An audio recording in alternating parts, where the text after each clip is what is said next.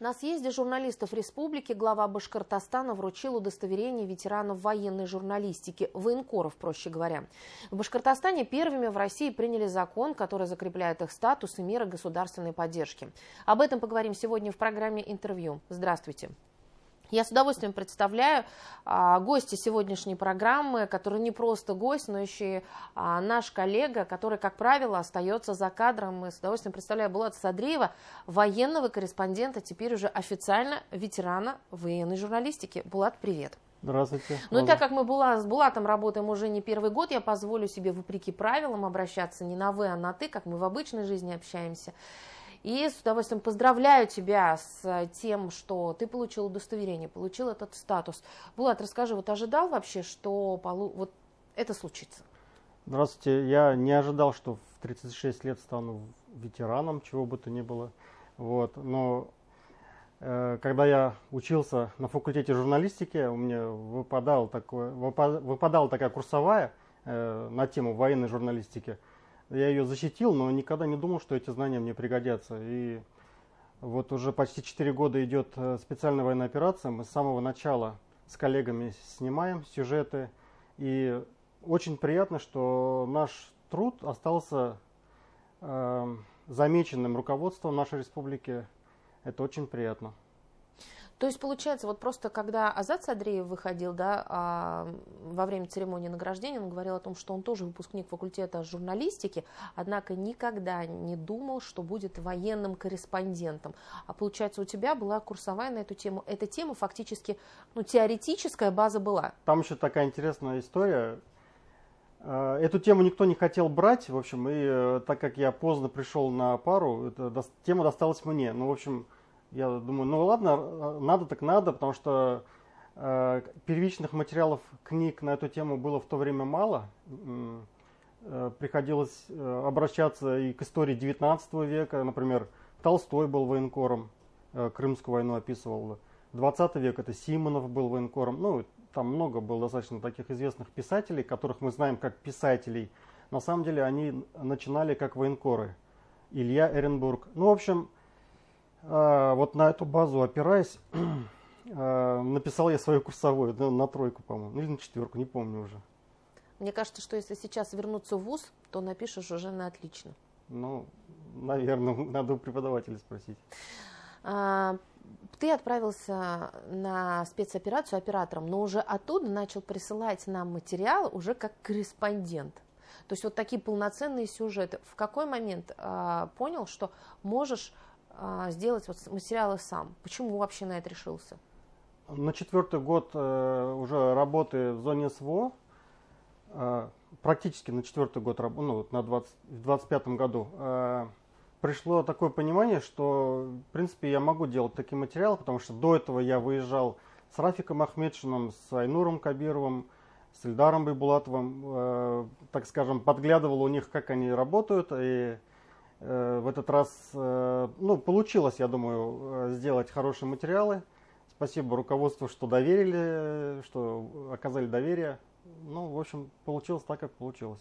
Булат, ну вот еще один момент. Была же возможность отказаться от командировки? Когда мне предложили, когда руководство спрашивало, кто хочет, в общем, конечно, я проявил свое согласие, потому что у меня на тот момент отец в одном из батальонов башкирских воевал.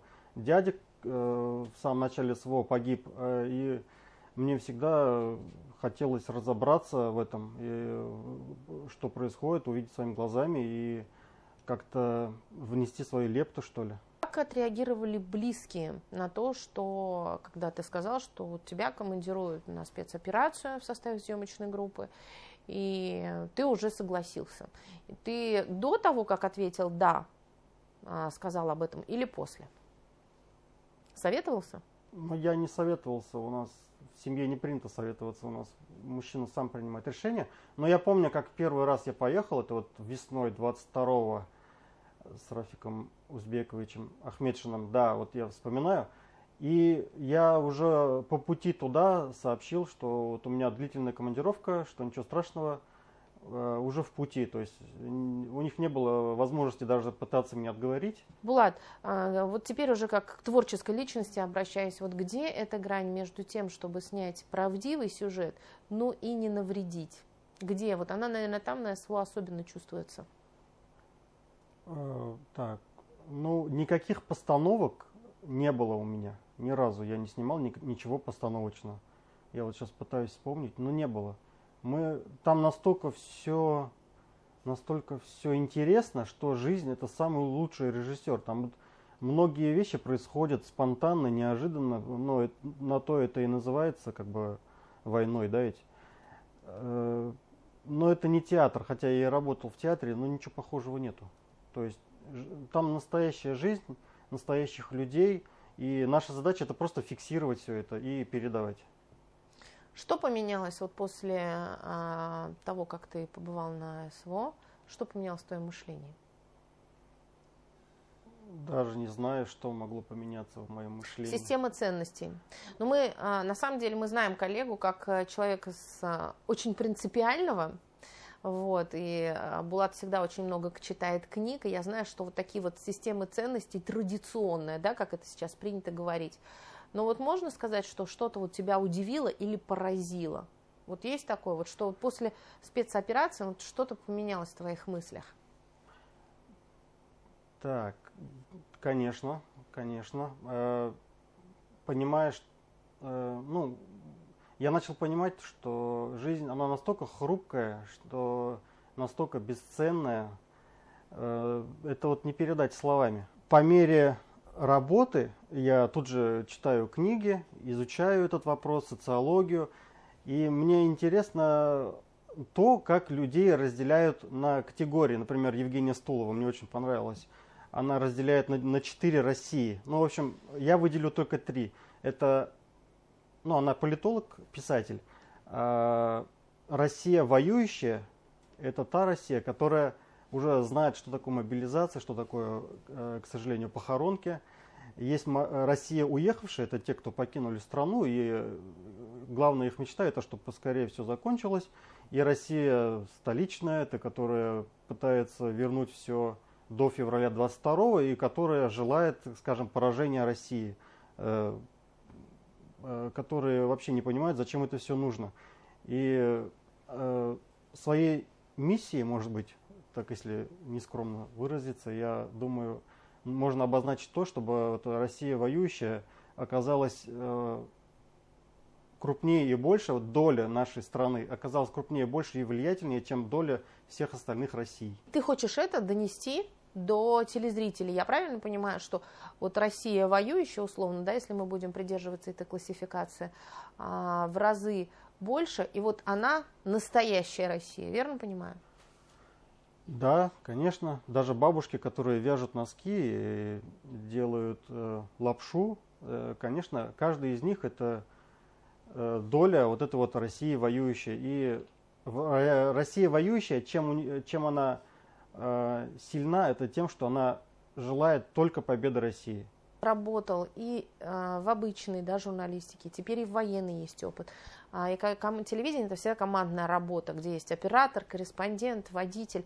Вот поменялись отношения после спецоперации? Вот там по-другому между собой коммуницируете, общаетесь, чем, допустим, здесь, во время обычных съемок?